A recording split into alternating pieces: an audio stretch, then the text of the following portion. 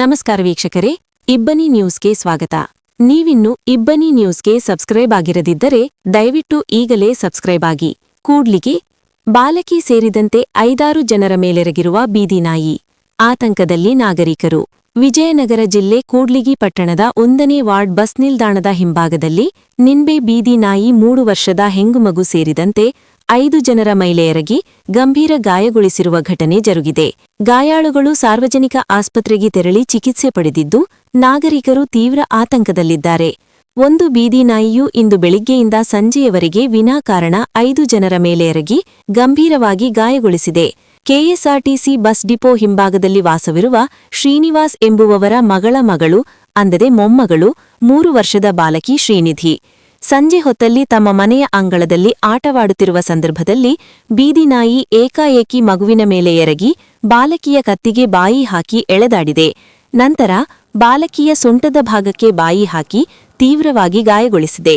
ಬಾಲಕಿ ತೀವ್ರವಾಗಿ ಕಿರುಚಾಡಿ ಅರುಚಾಡಿದ್ದು, ಮನೆಯೊಳಗಿಂದ ಪೋಷಕರು ಹಾಗೂ ನೆರೆದವರು ನಾಯಿಯಿಂದ ಬಾಲಕಿಯನ್ನು ರಕ್ಷಿಸಿದ್ದಾರೆ. ಮತ್ತು ಪೋಷಕರು ಕೂಡ ಬಾಲಕಿಯನ್ನು ಸಾರ್ವಜನಿಕ ಆಸ್ಪತ್ರೆಗೆ ಕರೆದೊಯ್ದು ಚಿಕಿತ್ಸೆ ಕೊಡಿಸಿದ್ದಾರೆ.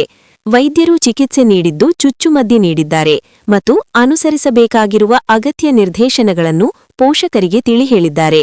ಅಲ್ಲದೆ ಇದೇ ನಾಯಿಯು ಈ ಮುನ್ನ ಅದೇ ಏರಿಯಾದಲ್ಲಿ ಸಂಚರಿಸುವ ಇನ್ನೂ 4 ಜನರ ಮೇಲೆ ಎರಗಿ ತೀವ್ರವಾಗಿ ಗಾಯಗೊಳಿಸಿದೆ ಎಂದು ನಾಗರಿಕರು ತಿಳಿಸಿದ್ದಾರೆ. ಈ ನಾಯಿಯು ಬೀದಿ ನಾಯಿಯಾಗಿದ್ದು, ಅದು ಈವರೆಗೆ ಈ ಹಿಂದೆ ಈ ಥರ ಯಾರ ಮೇಲೂ ಎರಗಿರವಿಲ್ಲ ಅಂತೆ.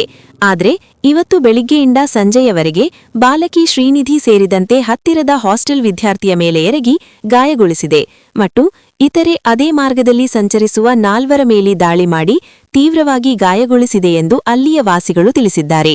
ಬೀದಿ ನಾಯಿ ದಾಳಿಗೆ ಒಂದೇ ದಿನದಲ್ಲಿ 5 ಜನರು ತೀವ್ರ ಗಾಯಗೊಂಡು ನರಳಾಡುವಂಟಾಗಿದ್ದು, ಘಟನೆಯಿಂದಾಗಿ 1ನೇ ವಾರ್ಡಿನ ವಾಸಿಗಳು ಮಾತ್ರವಲ್ಲ, ಪಟ್ಟಣದ ಎಲ್ಲಾ ವಾರ್ಡ್ಗಳ ನಾಗರಿಕರು ಬೆಚ್ಚಿಬಿದ್ದಿದ್ದಾರೆ, ತೀವ್ರ ಆತಂಕಕ್ಕೀಡಾಗಿದ್ದಾರೆ.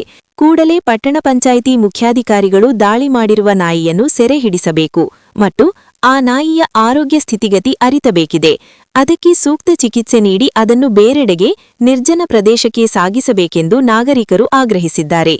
ಪಟ್ಟಣದ ಹಲವೆಡೆಗಳಲ್ಲಿ ಬೀದಿ ನಾಯಿಗಳ ಹಾವಳಿ ಮಿತಿಮೀರಿದ್ದು, ಅವುಗಳನ್ನು ಕೂಡಲೇ ಸೆರೆ ಹಿಡಿದು ಸೂಕ್ತ ಚಿಕಿತ್ಸೆ ನೀಡಿ ಜನವಸತಿ ರಹಿತ ನಿರ್ಜನ ಪ್ರದೇಶಗಳಿಗೆ ಅವುಗಳನ್ನು ಸಾಗಿಸಬೇಕಾಗಿದೆ.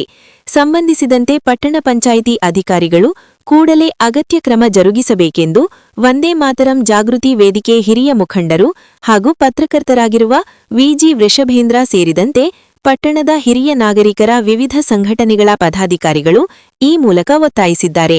ವರದಿ ವಿಜಿ ವೃಷಭೇಂದ್ರ, ಕೂಡ್ಲಿಗಿ.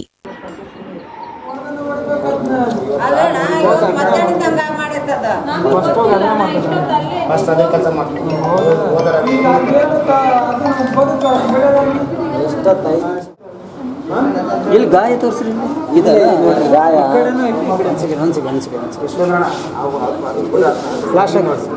ಫ್ಲಾಶ್ ಬಿಡ್ರಿ ಬ್ರದರ್.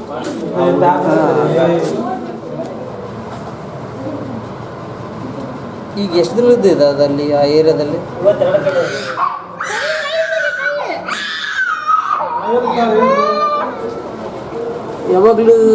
ಯಾವಾಗಾದ್ರೂ ಟಚ್ಚಿರೋದು ಇದಿಲ್ಲ?